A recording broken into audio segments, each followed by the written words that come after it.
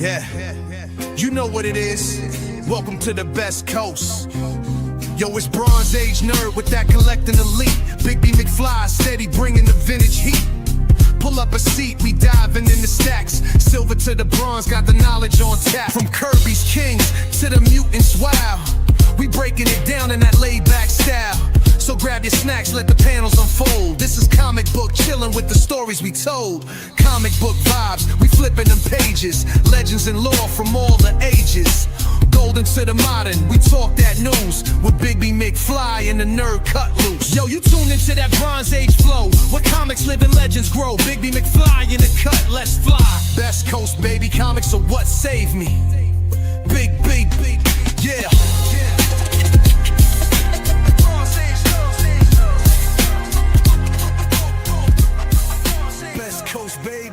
So what saved me?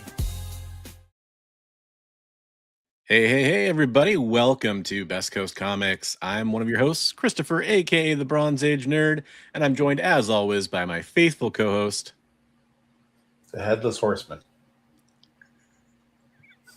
No, wait a minute. I love it. That was the character I was reading about. Big B McFly, the comic guy. I was like, if you went with like a disembodied head, I'd be like, all right. It's the one thing you have is a head right now. Sometimes I feel like my head's missing. What were you reading the Headless Horseman, like a comic book, or what were you reading? There was a Golden Age book that I had sent to one of our guys. One of Jay's buddies. I can't remember which one it was. Okay. But yeah. So I think I found another copy, and so I was looking at it the other day. Nice. I got to read some of that new stuff too. Some of the new hotness. I've got some feedback on some of that now. Ooh, are we going to open it straight up to some reviews here? Is that what we're going to do? Well, I got to read. They're not even. I mean, what is that one? So I got to read Dork. That's pretty big. Yep.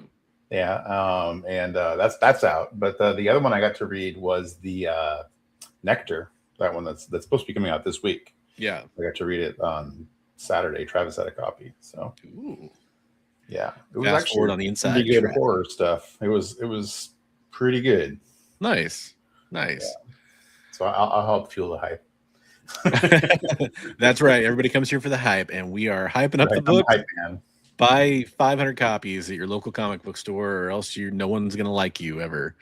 That's how it works, right?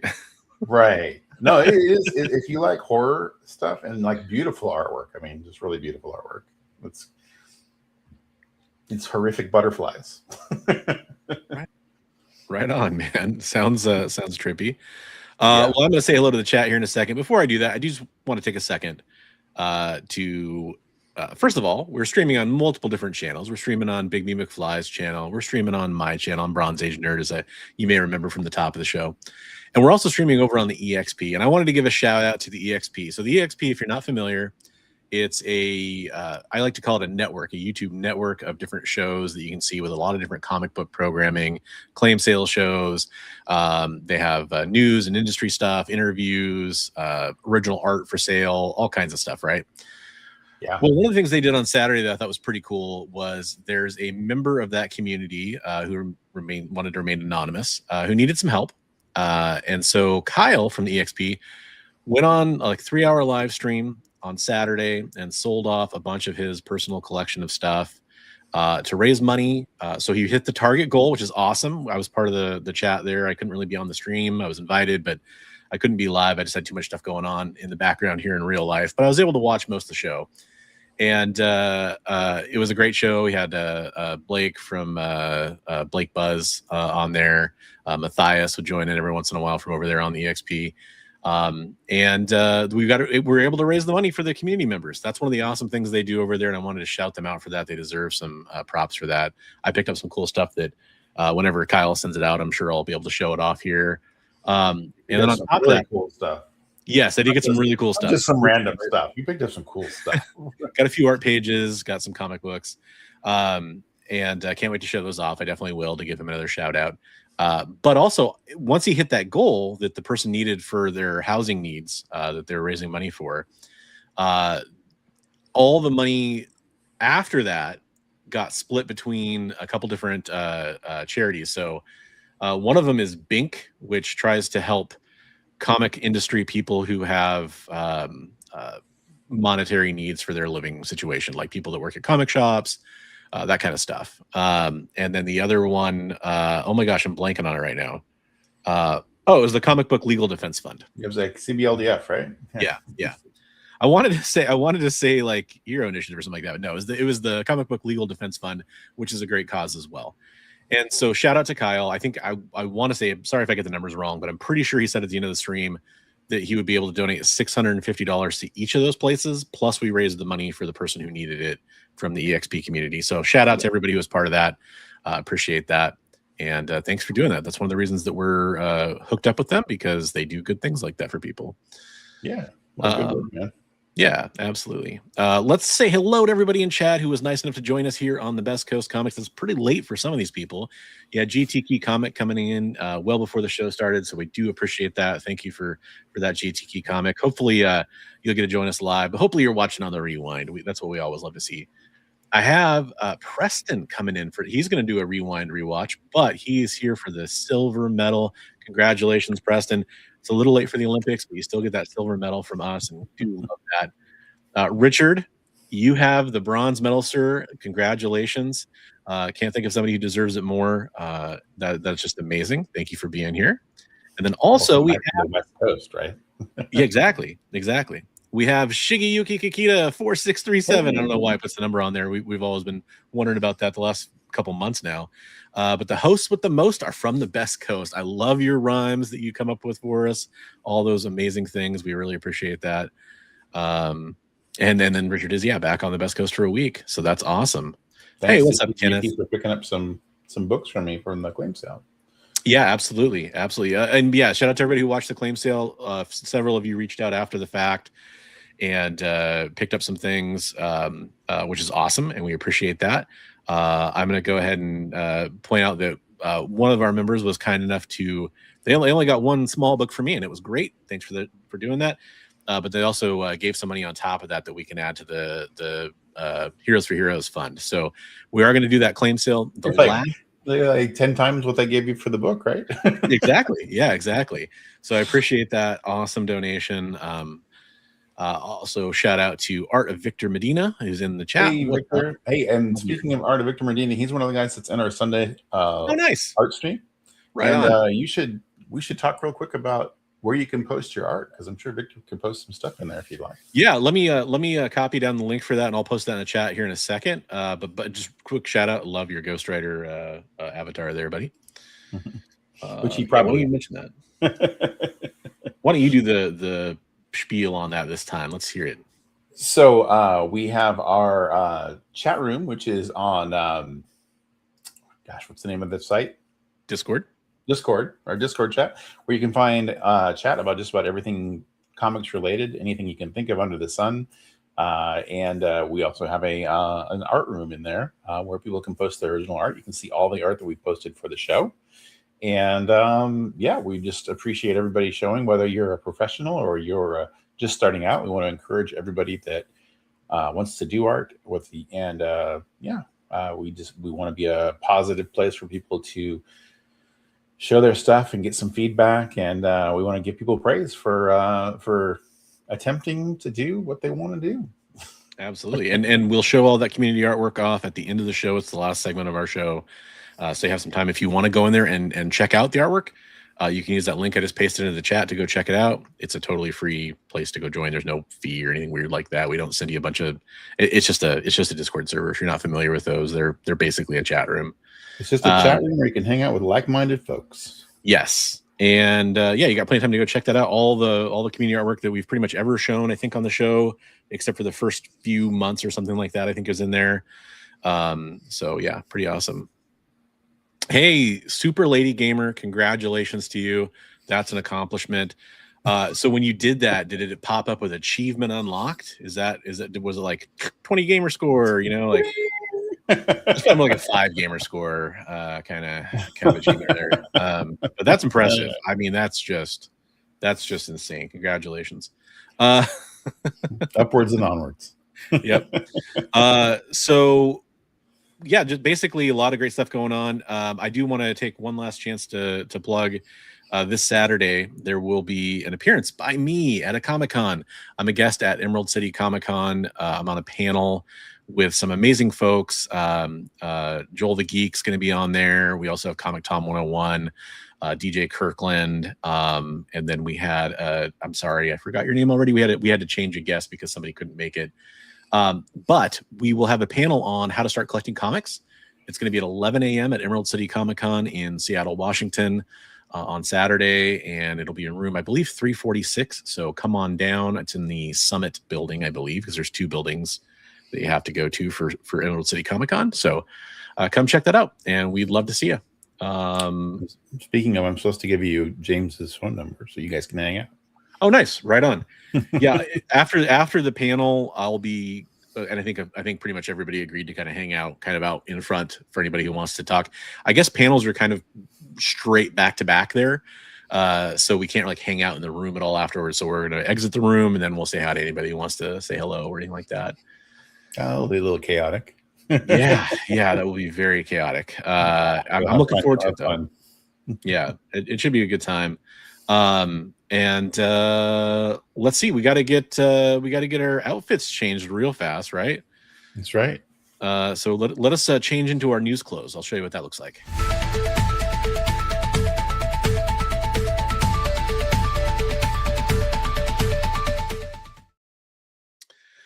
Oh, and we changed back because let's face it, those ties, they're pretty stuffy. We don't love to be in ties for too long. I think I even shaved my beard a little bit. There you go. Boy, there's a lot of stuff that happened this week. They're all kind of like all over the place as far as importance to the world of comic books and things that we're interested in. But I will start off with kind of a downer. Unfortunately, I hate to, it seems like every week now. Hey, what's up? How's it going, Potato Daddy? We are unfortunately forced to talk about somebody passing away. And this week is no different. Jacopo, I'm going to say Kamini. I'm sorry if I'm pronouncing that incorrectly. Who has been kind of an up and coming artist over the last few years, passed away at age 48 after complications during a heart surgery. He's done some great covers over at Marvel. I think there was, this article didn't have any pictures. Oh, here's some. Why did that load so weird? That Scarlet Witch cover, for example, right there is one he did. Pretty young for, yeah.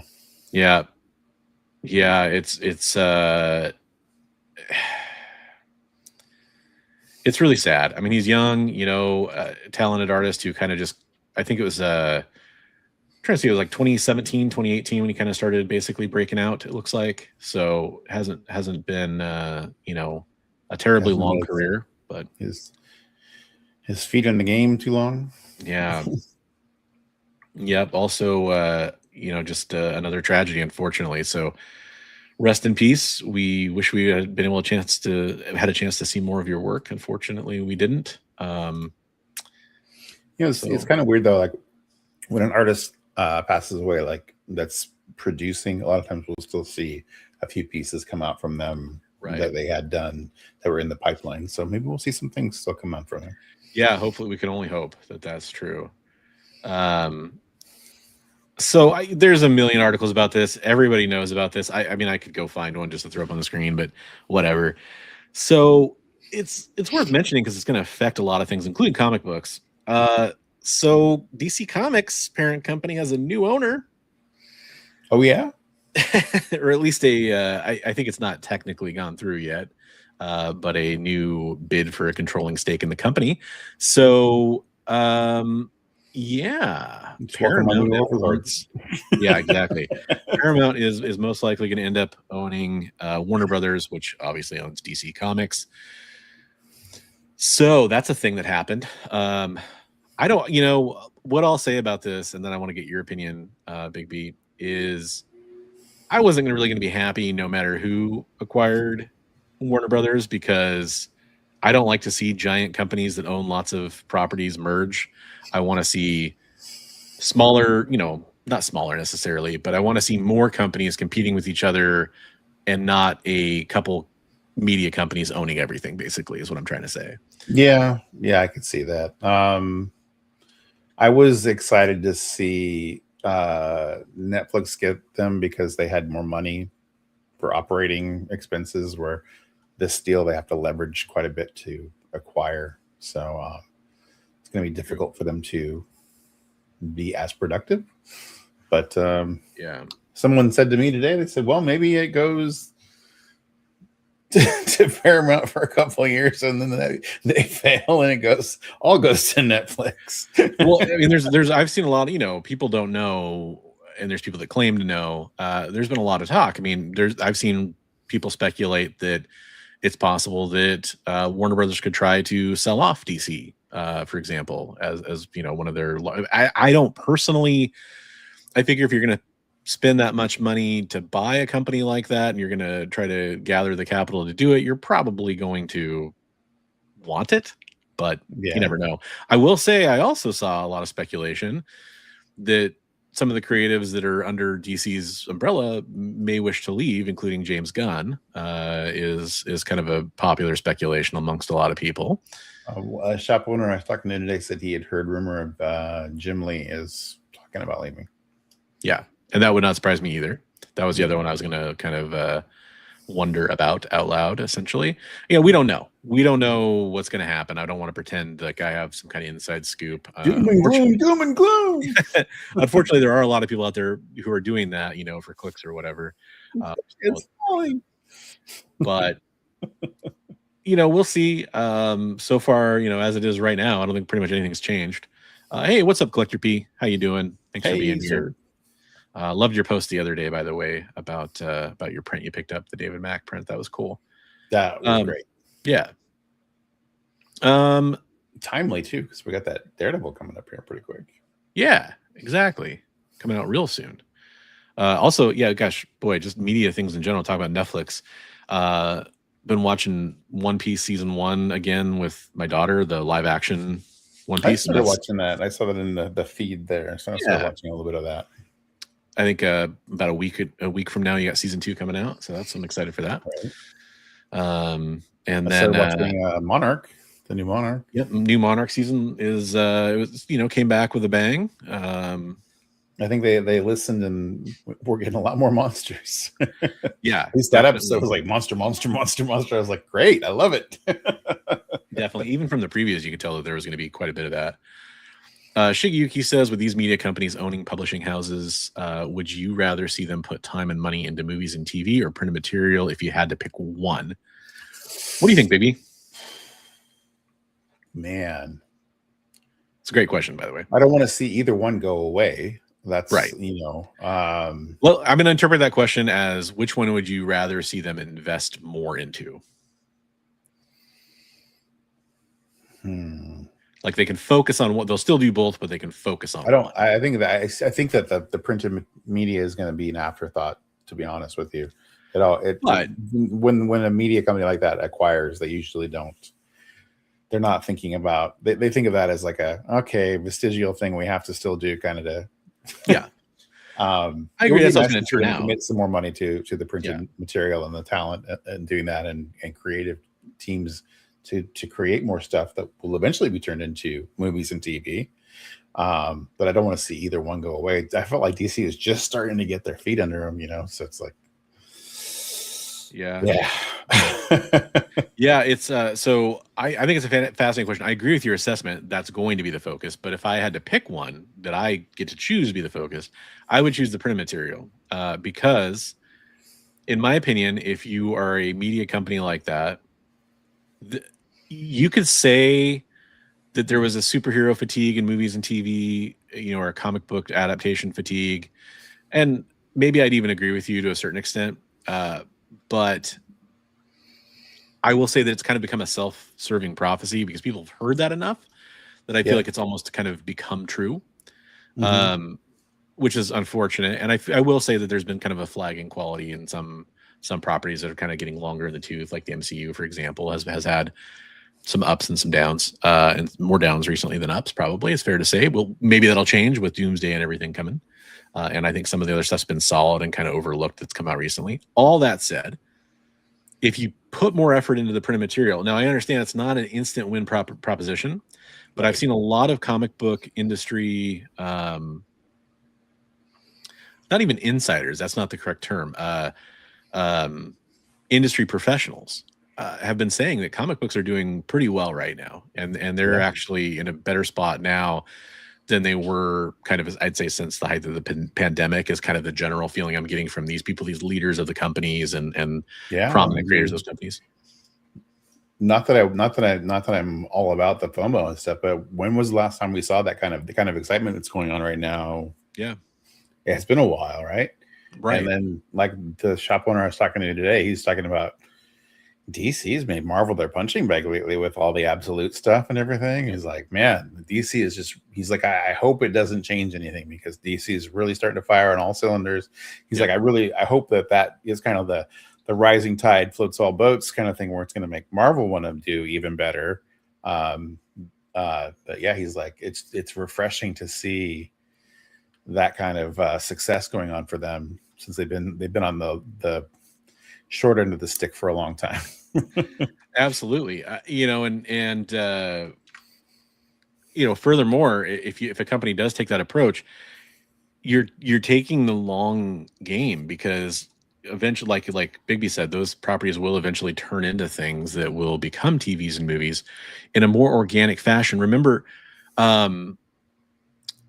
it was a very different time, so this is going to feel strange to say, but I remember things like Watchmen and Sin City coming out, and sort of like capturing people's imaginations, because they weren't familiar with those things. They didn't know what Sin City was. They didn't know what Watchmen was.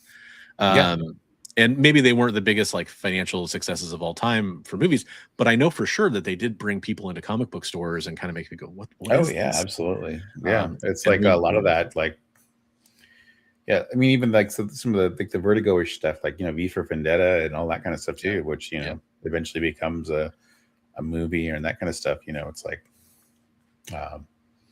so I'm sure we're going to see the absolute stuff. If not, DC is great with the animated stuff, right? So we'll probably see the absolute stuff in animated before we see it anywhere else. I mean, you're historically you're right, but that's kind of actually not been the animated stuff, except for the like Creature Commandos and the Harley Quinn cartoon. Like they've kind of they've taken their foot off the gas when it comes to that stuff for the most part. Yeah, that's true. A lot of the adaptations from like the DCEU, I mean, there still are a couple kind of trickling out, but I feel like it's not at the same pace that it was before. Right, they were coming out crazy pace for a while there. They were doing multiple. Almost all of them are amazing. Yeah. So yeah. Anyway, I think it's a great question, Shigeyuki. I'm glad you asked. Awesome question. It's like, where do you put? I kind of sidestepped the question and said I put half the eggs in one basket and half in the other, but I put a little more in the printed material basket, I guess. Gotcha. I'm going to go ahead and move on to our next news story here, because we do have a few more. I want to make sure we get to all the major news this week. Power Ranger. Yeah, kind of. Yeah, definitely.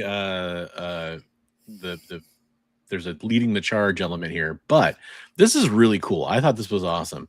This comes to us from ICV2. By the way, this is from Bridget Alverson over there. ComicsPRO news, and I wanted to make sure we could discuss some of the ComicsPRO news. Boom is starting to start making all A covers returnable. We'll get into that in a second. And they're going to bring out some thank you variants, which are awesome.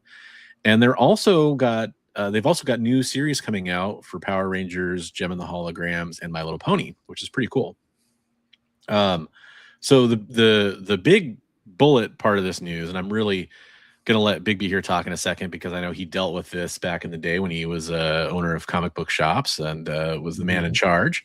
But returnability is kind of an interesting thing that's more or less gone away in a lot of ways. Not entirely, but it's definitely subsided. But they're going to start allowing, I think it starts with something that's Killing Children 46, which is when the thank you variants return as well. That all cover A's for all of their comic books are going to be returnable. That's really cool. Do you want to talk a little bit about returnability, Bigby, and kind of educate people on what that is? Yeah, so back in the day, so hopefully we don't see a repeat of this. Back in the day, the newsstands, they used to get the books shipped to them, and whatever you didn't sell, you could tear the covers off and send them back, or tear a portion of the cover off. Sometimes just the masthead of the book with the issue number. That's why you would see those books a lot of times that have just the title of the book missing with the issue number missing. Because they would just cut those off and send them back. But people were started to abuse that system. They would tear those off and then sell those books for half price or whatever, and that kind of deal. And then at some point, they said this shipping stuff back is costing too much, so they went to an honor system of like, well, these didn't sell. How many didn't you sell? Destroy the rest, and we'll refund you.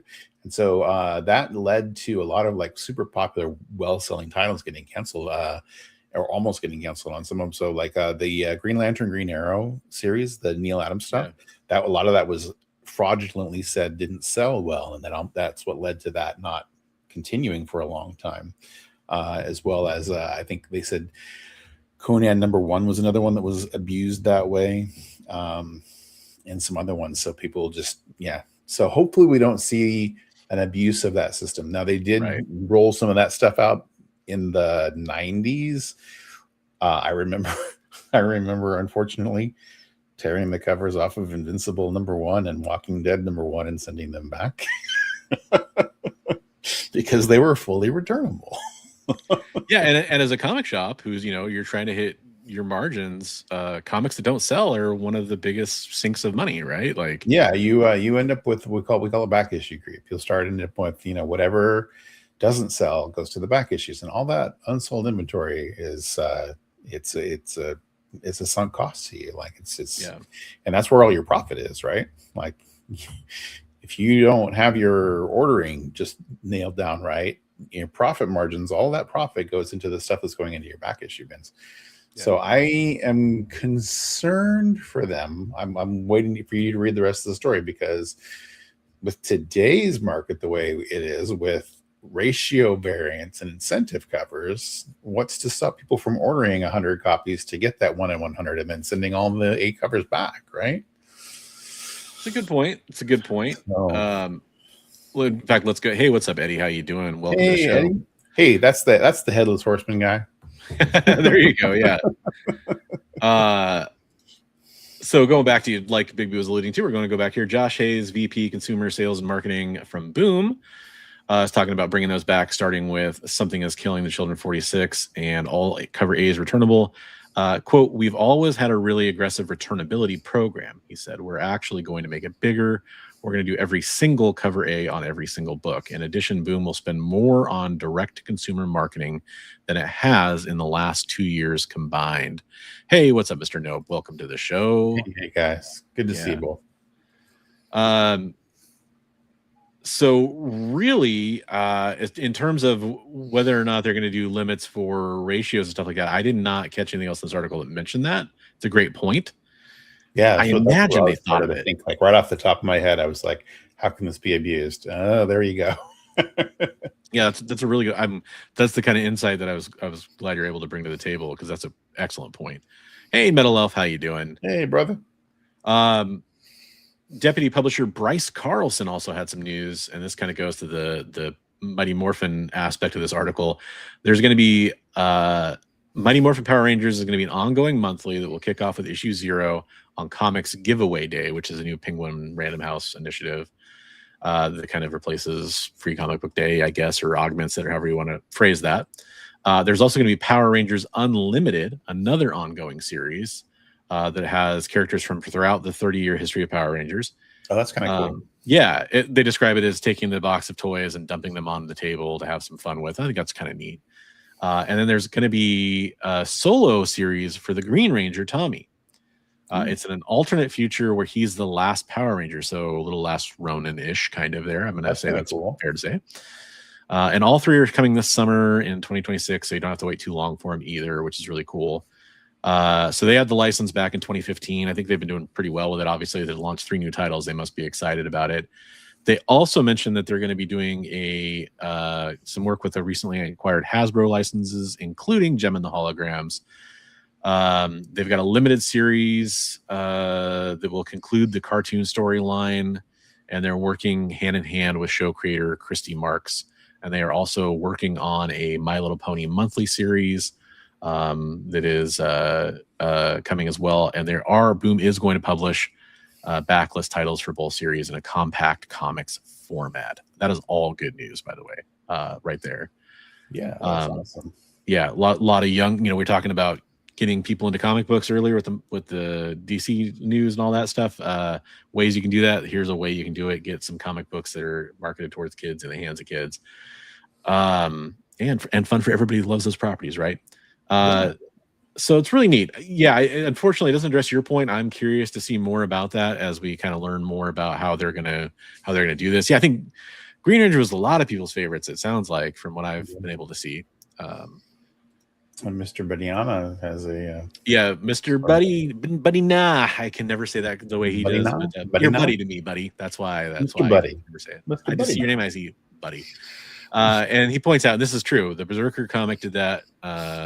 They'd get 1 in 1,000 signed by Keanu Reeves, and then they were able to return. I don't know if it was complete credit back. Maybe it was, but they definitely were able to return all the extra issues. Which, I mean, hey, that was Boom. So there you go. They like to talk about. They've always had a good returnability on their books compared to a lot of other modern companies. Anyway, I wonder what they did with the. I mean, they must have done something with the extras. But, I mean, they're worth money. They're worth money now. Well, but I bet you part of the reason they're worth money is because even though they sold a bajillion of those, a lot of them got sent back. Right. So I mean, there still is a ton out there, I bet, but there's not anywhere near as much as there was at one point. I wonder if they give them away at shows or something, or right, promotion. I don't know. I don't know if they did that because I feel like Berserker disappeared for a while there, and then it kind of came back when they did the second iteration or whatever, the second part of the Kickstarter. Yeah, Keanu was at Terrificon when I was there signing. Yeah, they had a signing. You had to be a bunch of our friends got up, but you had to get up at 6 in the morning to get in line and get a ticket. And... Crazy people that did that. I wish I was one of them. He's a cool dude, it seems like. Moving on to our next story. Dun dun dun. Get that theme song playing in your heads. G.I. Joe is back with a fury. We kind of knew this was coming in some form. Did not know it was going to end up looking like this. I think I kind of squished that page a little bit. Let's get that a little bit more in the proper ratio there. So this is from Deadline reporting, Anthony D'Alessandro. We have not one, but 2 Joe movies that are in early production. This is insane. So I remember when I first saw this article, I was like, what is Danny McBride doing here? Is Danny McBride going to play fan that we didn't know about? Closet Joe fan? Cobra Commander and the new G.I. Joe? What's going on here? Turns out he's actually writing a treatment for a G.I. Joe movie that's in early development. And Chronicle and American Ultra writer Max Landis, who is an interesting choice, is currently already writing a treatment. I guess Danny McBride's treatment it sounded more like it was a pitch that he's now going to start writing as a treatment. Okay. There was some speculation in this article, which I'm not going to pull up the other article, but I have seen since then that the spinoff that came from Transformers Rise of the Beast post-credit scene is now officially dead in the water. Like, it's not like it's never going to be made or something like that, but there's no production being focused on for that because they're working on these other 2 projects. So most likely neither of these projects is a Transformers crossover unless they, tease it in the credits or something on that too. Got it. That's what it sounds like anyway. Obviously it's still early days. There's some stuff here with the production, a producer being shared with the Transformers. So Danny McBride, I think people are pretty familiar with him as an actor. He also has been, instrumental in some of his latest stuff like The Righteous Gemstones on HBO. But Max Landis, if you're not familiar, he's the son of John Landis. But he also essentially was, blackballed. You could say Me Too'd or whatever. He basically was accused of sexual abuse by a bunch of women and was dropped by his agent and stuff like that back in like between 2017 and 2019 is when it all kind of went down. So that's kind of an interesting little thing. Any article you pull up about this anywhere mentions that. And so it's obviously something that people are concerned about. I have not went back and looked and seen if he, was acquitted of any of those accusations or anything like that. But it is interesting. That is interesting. Then again, if it's a good enough pitch, I don't, at the end of the day, I think that's probably what matters the most is that because G.I. Joe has been frustrating for live action adaptation. And I think it requires a deft hand. I hope, Robert Kirkman has had really good experience so far in adapting his properties to not just live action, obviously, but animation as well. Walking Dead, The Boys, Invincible. It's a pretty successful list there. I really hope, I don't know, because Skybound's obviously involved. I don't know what level Robert Kirkman is calling the shots on this, but I really hope that he kind of uses that same deft hand here because G.I. Joe, almost more than the X-Men, because the X-Men at least have had big screen success before. I hope G.I. Joe can pull it off. Yeah. No, it's good. Yeah.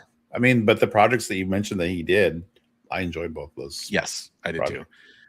I mean, I know he did other stuff because he signed a 3-picture deal like when he first got picked up. I'm actually going to just real quick and look on IMDb and see what else he was part of because I know there was some other stuff too. There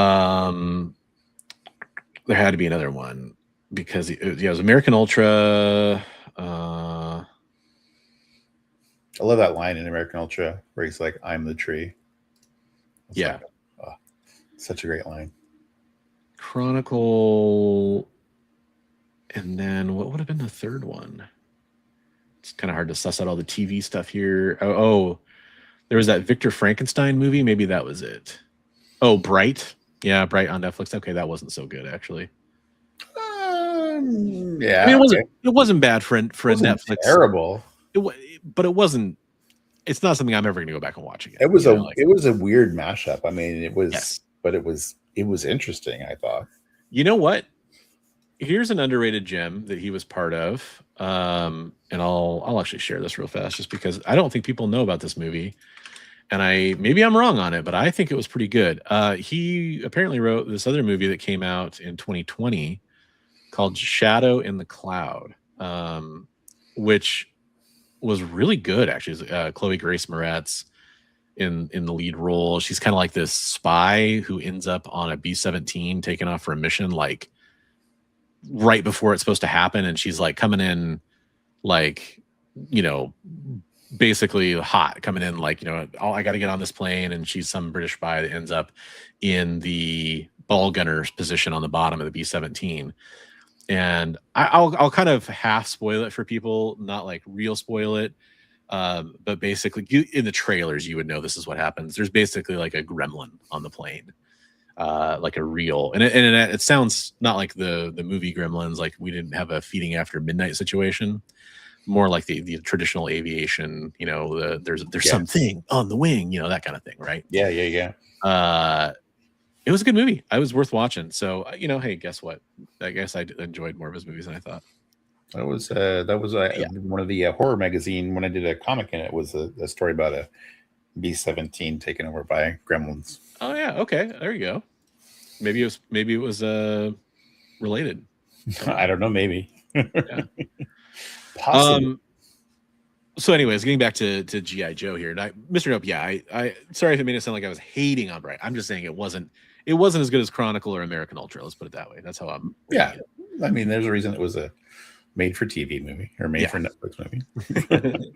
I think that was kind of maybe part of that too was kind of in my head, at least, it feels like the start of when Netflix movies weren't as good as they, like you kind of, they started to set a certain bar for themselves. I'll put it that way.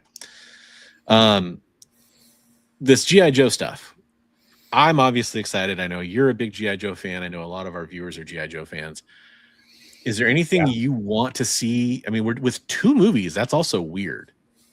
like two different projects apparently. Like I don't know if one's going to focus on a character and one's going to focus on the team. You know, there's a few different ways they could go. How do you interpret that news, and what are you hoping for out of this? I hope Danny McBride's not doing a comedy, like a spoofy 21 Jump Street or something version of G.I. Joe. That would be terrible. Although 21 Jump Street was freaking amazing. I know, but I mean, just don't do that to G.I. Joe. There's a lot of things you could have pulled, and I would have agreed with you. Then you said 20. I was like, that's a really good. It was a good movie. I will say that. But I mean, I didn't say like spoofy it. Yeah, I don't want to spoof G.I. Joe. No, we've had Starsky and Hutch, whatever. You know. Yeah. Yeah, I don't know. I got you, Mr. Go. I want to see a better version of Destro. Okay, fair. I mean, there's definitely characters that can shine in that, right? Although what's his name? The guy that played Destro was. I just wish they would have done a better version of Destro. Mm-hmm. Like the actor was a good pick. I saw an interview with him, and he was like, once he saw what they were doing, he was like, "All right, I'm just phoning it." He was like, "I was excited at first." He's like, when he saw the way they were doing, he's like, "I'm just phoning it in." Yeah, Destro would be, and Cobra Commander too. I mean, I was not aware of. I was sorry. I'm totally ADHDing here. I just looked up Danny McBride's writing credits because I knew he wrote for The Righteous Gemstones, and I knew he wrote Eastbound and Down and that movie Your Highness back in the day, and Vice Principals, which I never watched. I heard it was good, but I never watched that. But I did not know that he wrote the 2018 Halloween, the 2021 Halloween Kills, and the 2022 Halloween Ends. And then he wrote The Exorcist Believer. By the way, I didn't. So those kind are of not a horror writer. Those are not comedy movies. But also, here are the ratings on his movies he's written. Exorcist Believer, 4.8 out of 10 stars. Halloween Ends, 5 out of 10 stars. Halloween Kills, 5.5 out of 10 stars. Halloween, which that's the one that brought back Jamie Lee Curtis, I think, for the first time in a while. I'm pretty sure. I think I watched that one recently. That one's actually not bad. 6.5 out of 10. So none of his Your Highness movie, which was terrible, 5.5 stars on that one. That's not a great track record. Kind of makes he must have had like a really killer idea for them to, maybe he came at him. He's like, we got to do this. I can't do it, Danny. Right. I'm sorry. I totally interrupted you, but go ahead. No, you're fine. You're fine. I mean, I'm there with you with that concern. that was part of the concern I was saying. So it was just so weird. Yeah, it's a strange pick. But what do you want to see done better? I mean, yeah, I'm with you on the character front. For me, it's just I really want them to do not an origin story, because I feel like that's sort of the first movie wasn't a complete origin story because they were all kind of already up and running, but obviously they didn't have like the full, Duke hadn't joined the team yet, so it's kind of an origin story. I want to see him a little bit further along than that. Maybe what if they did like a Weather Dominator type of story, or maybe, but more important, what I want to see jump in where they're already established. I want to see an origin of Cobra. Okay, as like the introduction of Cobra to the world. G.I. Joe's already been a thing. They've already been like a Black Ops, Special Forces unit for a little while, enough that we don't have to like get that half the movie of them introducing the team, for example. I don't want that. Right. But I do think it'd be cool if we got, it could be the Weather Dominator. I think that honestly, though, I was just saying that kind of a jumping on point where both things are already established. Both Cobra and the Joes are already established. They're a thing in the world. The problem with G.I. Joe is, and I've had this belief for a while, is for a cartoon, it's fine. For a comic book, it's even fine. But you have to establish Cobra as a real world serious threat. Right. Because without that, it sort of feels like, what are we doing here? So Cobra has to be more serious. And I think the beauty of that is one of the best things about the G.I. Joe films, especially the first one. Was it The Rise of Cobra? Actually, I think is what it was called. Yeah. Joseph Gordon-Levitt's character, who becomes Cobra Commander in that film, his story is by far the most interesting part of that movie. Yeah. And if you have a serious Cobra Commander who's not the the whiny little bee that he is in the cartoon, for example, and obviously he's much more serious in the comics. If you have a really serious Cobra Commander, don't worry about introducing anybody else, in my opinion, other than I would say Destro and Baroness. And I don't think you need Zartan in the first movie. I don't think you He need came Storm Shadow along later movie. anyway in the comics and the TV show. Yeah. Well, and here's the thing: is people are gonna be like, well, what do you mean? Of course you need, but hold on, like think about it.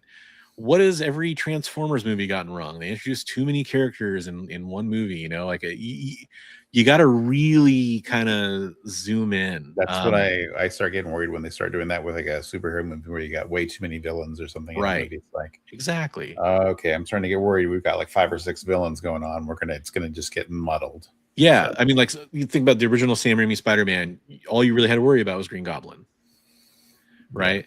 Yeah. And then primarily what you had to worry about in Spider-Man 2 was Doc Ock. That's what, that was great. And then it started to become more and more villains. But don't kill the characters off either. That's the thing. Like what did we see in Spider-Man No Way Home? It was great to have all of those characters be able to be recurring characters, right? Yes, don't exactly. fall into the trap of killing the bad guy. What did we do in Batman where we killed Talia and it's like, don't kill the bad guy. Yeah. Hey, what's up, Comic Tropes? How you doing? We're talking about G.I. Joe. A little thing you might have heard of. Well, if he knows about it, then that's half the battle right there. That's what I know.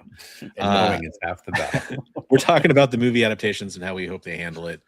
I want a focused team of Joes with the primary characters. You got to have Duke. You got to have Snake Eyes. You got to have Scarlet. I'd say you got to have Lady J in there. The first movie we had Duke and we had Airborne? Was it Duke and Airborne? Yeah, it was Ripcord, I think. Ripcord. Duke and I think it was Ripcord. I didn't think they had enough Joes in that one. Yes. I mean, they also had Scarlet, Snake Eyes, Hawk. You had quite the cast. Which is very like peripherally, like not playing huge parts in it. No, it's half the battle. I love it. Comic Tropes. You mentioned this on a couple weeks ago on one of our streams where I think I briefly mentioned classified figures, like I picked up Hit and Run or whatever.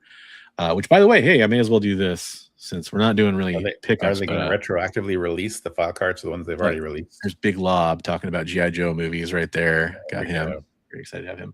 There we go. The file card thing actually, as a collector, kind of irritates me more than it's cool. It's like, first of all, they've always had the file cards on the retro package classified figures, which is awesome. I don't have a problem with that because they're a certain style. It's like a blown up version of the original. You cut it out, it has a little tab on the top and everything with their name on it. But then now I saw the mock-ups and I was like, that's weird. Are they just doing it for these figures? Turns out they're doing it for all the new figures. But then the packaging, it's like changing the DVDs of The Office halfway through or The Simpsons, and you start getting different packaging for all the new. It's like, well, but I want the old figures file cards, and how do I get those now? And I don't know. Yeah, whatever. So I said, are they going to retroactively release all the file cards to the other figures? They should. That would be a thing. I'm sure they could sell a ton of printed pieces of cardboard. Right. I don't know. I'm very curious to see why there's 2 movies. Again, I have a feeling. My gut says that Max Landis is writing a team-based script, traditional G.I. Joe first movie of a new franchise, hopefully, and that Danny McBride might be focusing on one character or a group of characters or something like that. What if they were taking it from 2 different points of view? Like one's going from the Joe, one's going from the Cobra point of view. That'd be interesting. Same universe. That would be interesting. I would definitely be interested in seeing how that works. Thing. Yeah, that'd be kind of cool. Ooh, that's cool. The blank sketch covers will have a file card section. All right. Well, that's cool. I like that. It's just one of those. It's one of those things where, as a fan, I'm excited, but the movies have been so lackluster that I really just need that. I need one to hit. Like all. Hit for a mass audience and for fans without being like, you don't have to hold my hand in nostalgia. you know, you don't have to have much going. I think a few classic vehicles, because I will say when they came out with the 2 live action movies besides the Snake Eyes Origins films, every time they showed a vehicle, it was like, what are we doing? Because that's, you had all these crazy vehicles you could have drawn on from the franchise, and you just made all these weird, shitty looking vehicles. Where's the his tank? Where's the right? You know, yeah, you got to do at least a couple of the classics. It doesn't have to all be that way. That's what we were just talking about. That they could even set it in the 80s or something, you know, where it's got the 80s vehicles, you know. Yeah, sure. And we could progress technologically from there, and all the advanced tech could be the newer vehicles that we have nowadays. But it's sci-fi-ish back then, you know. Yeah, yeah. There's a lot of ways they could do it. I kind of hope that Danny McBride just had some amazing pitch for some unique story that got entertained, and they're like, you know what, let's actually do that too. You know, hopefully that's the case. But you know, the only thing that could get me excited just for a solo character movie off the top of my head would be doing the silent issue movie. Silent issue movie, or at least have it be like the first act of a movie or something like that, right? Like that would be insane. Well, the silent issue, like that whole string of events where like they captured Cobra Commander, and then he comes and he rescues Cobra Commander, and they kidnaps Scarlet, and that whole thing. Yeah, so good. If you could kind of encompass that, and you know, let's say you have the first movie come out, introduces the team, and then you have this movie come out, kind of further thing. I guess I could kind of see that, but I don't know. Other than that, I mean, I would love to see the Cobra Island Civil War because it's my favorite storyline, but that's like 3 or 4 movies in, right? You don't do that. I wouldn't mind them jumping in like midstream, like maybe we start the movie with Cobra Commander's been captured, and it's like they're talking about it on the news, like, hey, maybe the Joes captured Cobra Commander, and then we go to the silent issue kind of thing, the rescue of Cobra Commander, and kidnapping of Scarlet, and that whole thing. I definitely don't want an origin story. Like, I just don't feel I don't need to see Guy gets introduced to the program. Like, I know it's a perfect vehicle for like you're following through his eyes, but we've done it and it didn't work. But do you want to see Quinn and Dr. Venom? You know what? The other part of me that was thinking about that was thinking the I can't remember the name of the storyline, the Terror in the Tundra or whatever it was called. The Quinn issue, you know, that oh my gosh, that would be fun because there's some real cat and mouse kind of stuff in there. But it's kind of like The Thing when you watch that, when you read that episode, when you read that book, when you read that G.I. Joe #2, it's kind of like The Thing movie, you know. Yeah, where it's like the outpost that's with all the dead scientists and everything. Like, did they go crazy? Did they kill each other? You know, it's like right. Yeah.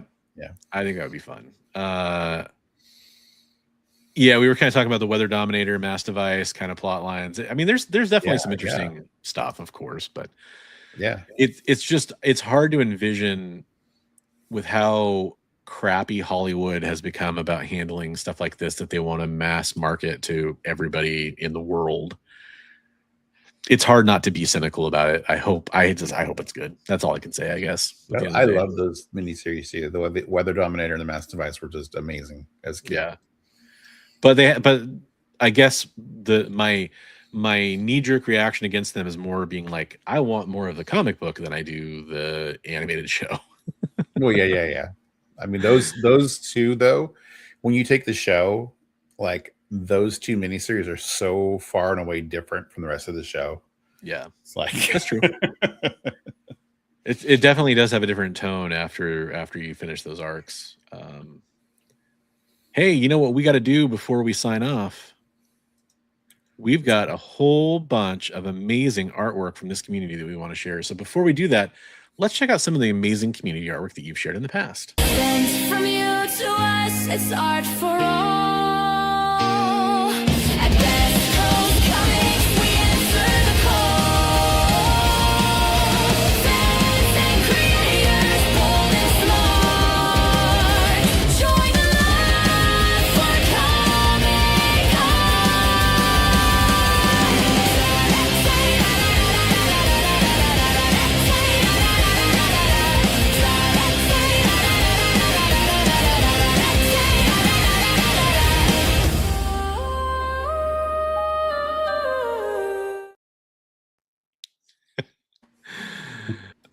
Maybe they have a movie based on the Deke cartoon episode where Joe and Cobra had a football game, or they could do the one which, as the Lieutenant Falcon fan, this one really hurts me. The one where Lieutenant Falcon got addicted to drugs.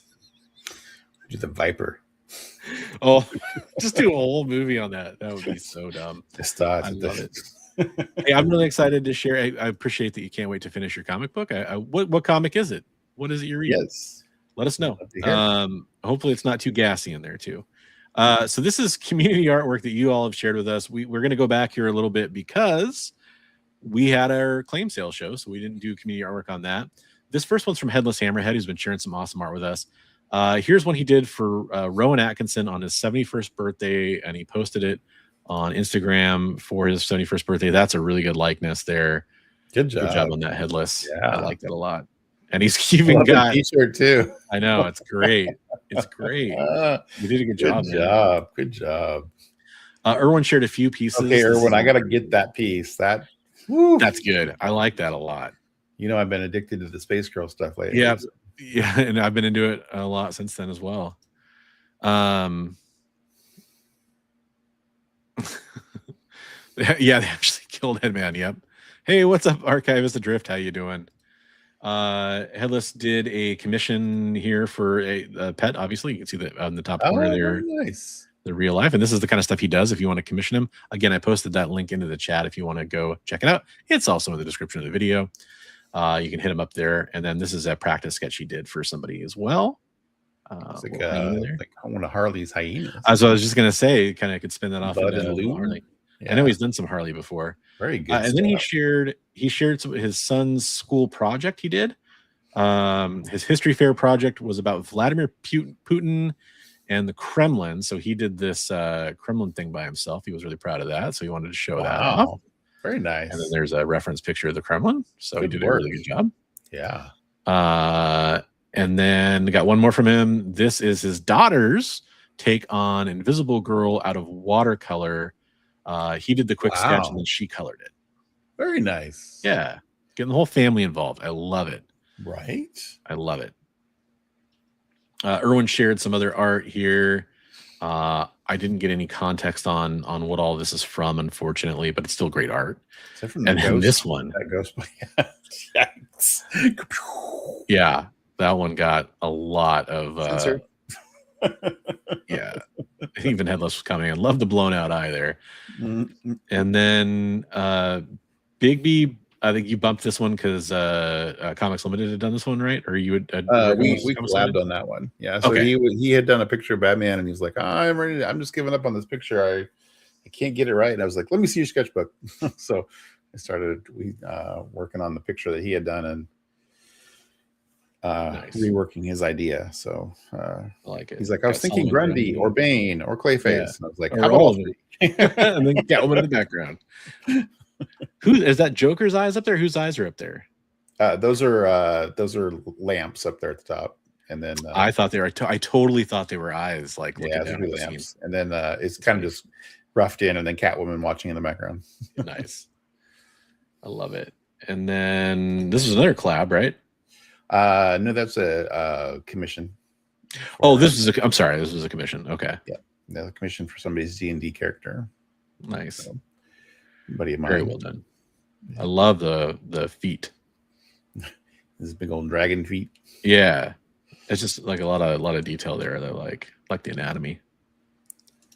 Very cool. And then, so you worked on this one on the art stream. It looks like. Yeah. I finished that one on Sunday, so one came out pretty good. Right on. Galactus there, his shadow on the planet. Oh yeah. That's nice. That's a good detail. Right on, man. Gosh, is that wow? I thought we had more for some reason. Yeah, I thought we had some more. I asked Trap to put some stuff in, but I guess maybe he was busy tonight. So scroll back up. You guys can check out some of the previous stuff. So this is all in that community art channel. It goes back a couple of years now. It goes back tons of submissions. Yeah. I'll post that link in the chat one more time if you guys want to go in and check it out at your leisure. You can kind of see it, pixel peep and all that stuff. Commission the artists in here if you want to get a piece from them. I won't show it yet because it's still in the rough phases, but I'm still working on that Man Thing commission for Barbarian Kung Fu. It's coming along. I need to finish it up before the convention this weekend. I'm sure it's going to be awesome.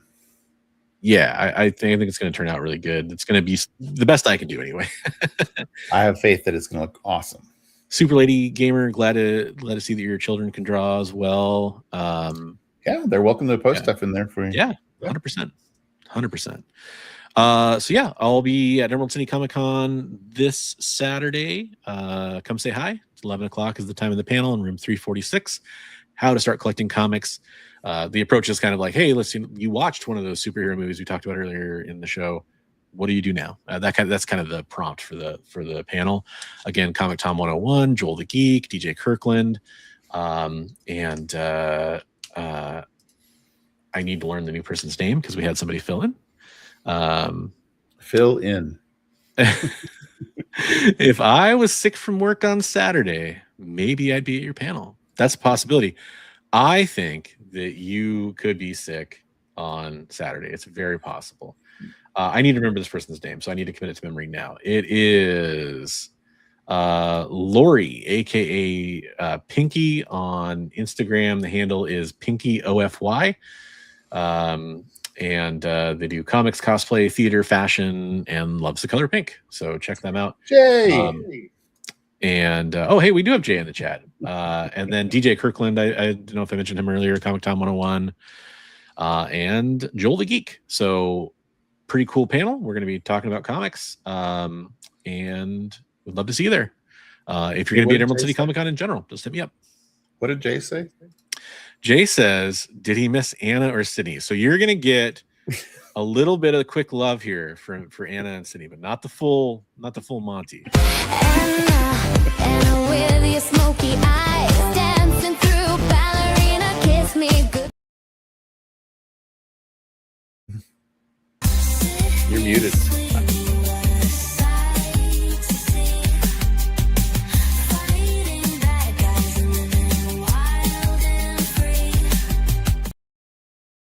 That's it. That's all you get. I stopped it early, so it muted me. You didn't hear me in the middle there.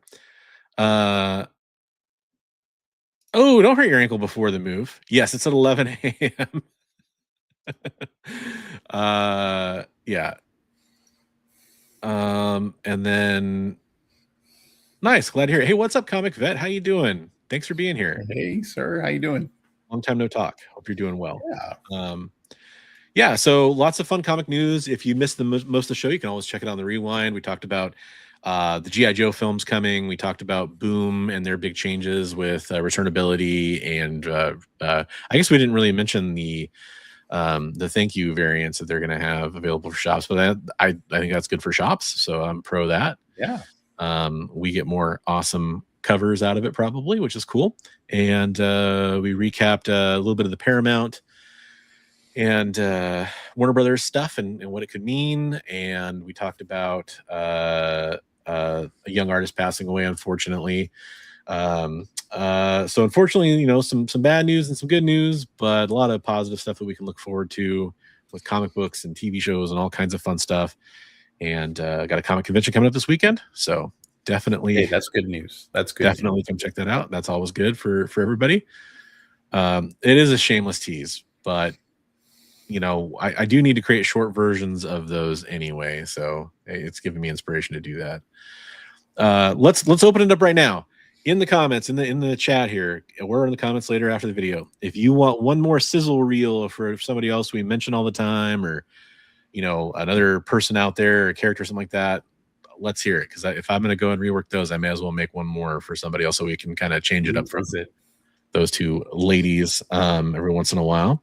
Channing Tatum, that's who it is. Channing Tatum. Okay, so there's our first vote is Channing Tatum, the roof man himself. It's all just going to be clips of him from This Is the End. Oh God, Jay says Brianna Torres. Okay, yeah, that would probably be interesting. Space Cabbie, there you go. Space Cabbie, I like it. I'm surprised you didn't say Paste Pot Pete. Comic tropes. So let's see. I know you're going to have live art shows coming up the following Sunday. Do you want to talk about that? Actually, this Sunday we will not have a live art show. So. Well, I stand corrected. Yeah, because the person who hosts it's going to be at your convention. So, Oh, okay. Well, it makes sense. So he's going all 3 days, or I have a plan to meet up with one of our regulars here in our chat. So to do some comic trading. So I will be AFK as well. So yeah, but nice. I was going to say, it's been a while since we said share your love of comics. I gave those My Little Ponies to a guy at work, and now his kids are addicted. So I bought him some more dollar bin books today. So he was like, "Oh my God, what have you started?" I get home and it's like, Dad, read us this, read us that. So now he's like, I go, no, now you got to tell him now while I'm at work, you guys need to make a comic and read it to me when I get home. So I like that a lot. So, yeah, I like that there a we lot. go. Riley Reed. There we go. Oh, Tracy wow. Lords. Okay. All right. You guys are going for it. I'll give you that much. So we're seeing lots of interesting votes here. Yeah. All right. I'll see what I can do with that. Can you find some appropriate stuff that we can actually show? It'll be tough with pretty much all of those, except for Space Gabby. Tracy Lords. Yeah, or are you talking about Riley Reed? I don't know. Y'all are crazy. I love all of you, by the way. So yeah, we've got a lot going on. We'll be talking about more comic book news here next week at 8 p.m. Pacific. Are you hunting for anything in particular while you're up there? I am so broke. I will probably pick up like one or two little things, or whatever catches my eye. I am probably going to be struggling to get around. I hear it's a lot of walking at this show. I'm going to try to take the light rail in to get to the first building where I got to pick up my pass, and then I got to walk like a block basically to get to the other building. I'm not moving around that well these days, so that's going to be kind of tough for me. So I don't know how much in a good mood I'll be for walking around the entire show floor after that. I'll want to mostly probably go to Artist Alley and see if I can, meet a couple people or something. Well, that's where James is going to be hanging out. He's going to be hanging out with Todd Beats. So okay, they'll be at his table. Yeah. All right, I'll definitely go see him. Providing security. Clint Howard. Now we're talking. I don't know if that's just an unfortunate typo, but we can utter all kinds of things. But what we couldn't show are udders with a D, unless you mean cows, actual cows udders, which I mean we could, I guess. Cows. Be interesting. Yeah, goat udders. I mean, there's sizzle reel for goat udders. There we go. I like the Clint Howard one the most so far. Just like really go left field with it. So yeah, if you'll be at Emerald City Comic Con, hit me up on social media, like DM me or you can email me at thebronzeagenerd@gmail.com if you want. And can definitely try to meet up with you if you want to. Sizzle reel for Charlie Day. Yeah. There you go. Or if you just want to avoid me, I'll let you know where I'll be, so you can kind of avoid me that way too. And we'll wide berth with a new show. Appreciate all of you being here. Share it out with your friends if you'd be so kind. We've definitely noticed kind of a dip in viewership the last couple of weeks. We'd love to see more of you in here. We're glad you're here though. Yeah. We'll be back. Have a great week, everybody. Stay safe and keep reading comics.